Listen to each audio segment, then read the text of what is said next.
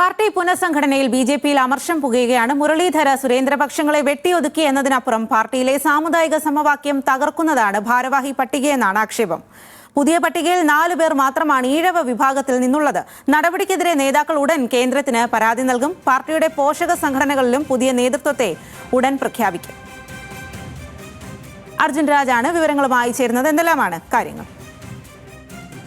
തദ്ദേശ നിയമസഭാ തെരഞ്ഞെടുപ്പുകൾക്ക് പാർട്ടിയെ സജ്ജമാക്കാൻ വേണ്ടിയാണ് ബി.ജെ.പി. സംസ്ഥാന നേതൃത്വത്തിൽ ഒരു പുനഃസംഘടന നടത്തിയത്. പക്ഷേ അതിപ്പോൾ പാർട്ടിയിലൊരു പൊട്ടിത്തെറിയിലേക്ക് പോകുന്ന തരത്തിലാണ് ഇപ്പോൾ പ്രചാരണങ്ങളും വാർത്തകളുമൊക്കെ വരുന്നത്. ബി.ജെ.പിയുടെ പുനഃസംഘടനയുമായി ബന്ധപ്പെട്ട് മതിയായ പ്രാതിനിധ്യം പല വിഭാഗങ്ങൾക്കും ഉണ്ടായിട്ടില്ല എന്ന ആക്ഷേപമാണ് ഇപ്പോൾ ഉയരുന്നത്. ഒപ്പം തന്നെ സുരേന്ദ്ര മുരളീധര പക്ഷത്തെ പൂർണ്ണമായും വെട്ടിനിരത്തിക്കൊണ്ടാണ് ഇപ്പോൾ പുനഃസംഘടന ബി.ജെ.പിയിൽ നടത്തിയതെന്ന ആക്ഷേപമാണ് ഉള്ളത്. Save BJP. ഫോറം എന്ന പേരിൽ ബി.ജെ.പിയുടെ സൈബർ ഇടത്ത് ഇത് സംബന്ധിച്ചുള്ള പ്രചാരണം പോലും ഇപ്പോൾ ശക്തമാണ്. ഇവർ പറയുന്ന കണക്ക് പ്രകാരം 27 ഭാരവാഹികളെയാണ് പുനഃസംഘടനയിൽ പുതുതായി നിശ്ചയിച്ചത്. അതിൽ 17 പേരും നായർ വിഭാഗത്തിൽ നിന്ന് ഉള്ളവരാണ് എന്നുള്ളതാണ് പ്രധാനപ്പെട്ട ആക്ഷേപം. 5 മേഖലാ കൺവീനർമാരെ നിശ്ചയിച്ചിരുന്നു. അതിൽ 4 പേരും ജനറൽ വിഭാഗത്തിൽ നിന്ന് ഉള്ളവരാണ് എന്നുള്ളതും ഇവർ ചൂണ്ടിക്കാണിക്കുന്നുണ്ട്.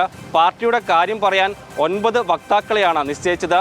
ഇതിൽ ഒരാൾ പോലും ജനറൽ വിഭാഗത്തിൽ നിന്ന് അല്ലാതെ ഇല്ല. മറ്റ് സമുദായങ്ങളുടെ ഒന്നും പ്രാതിനിധ്യം ഈ വക്താക്കളുടെ കാര്യത്തിൽ പോലും ഉണ്ടായിട്ടില്ല എന്ന ആക്ഷേപമാണ് പ്രധാനമായും ഇപ്പോൾ ഉയരുന്നത്.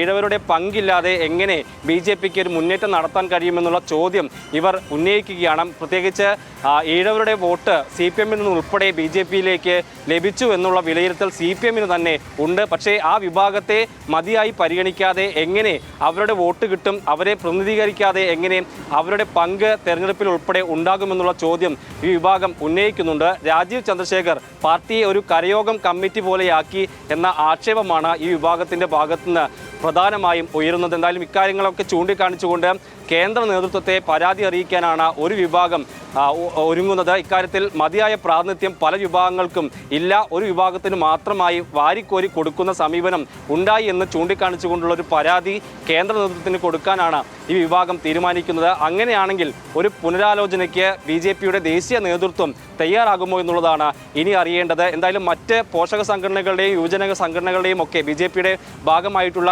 മറ്റ് സംഘടനകളുടെ ഒക്കെ തെരഞ്ഞെടുപ്പ് പുനഃസംഘടന ഇനി വരാനിരിക്കുന്നുണ്ട്. അവിടെയും ഇതുപോലെ ഒരു വെട്ടിനിരത്തൽ, പ്രത്യേകിച്ച് മുരളീധര സുരേന്ദ്ര പക്ഷത്തെയൊക്കെ ഒതുക്കി നിർത്തിക്കൊണ്ടുള്ള ഒരു വെട്ടിനിരത്തൽ ഇനിയും ഉണ്ടാകുമോ എന്നുള്ളതാണ് അറിയേണ്ടത്.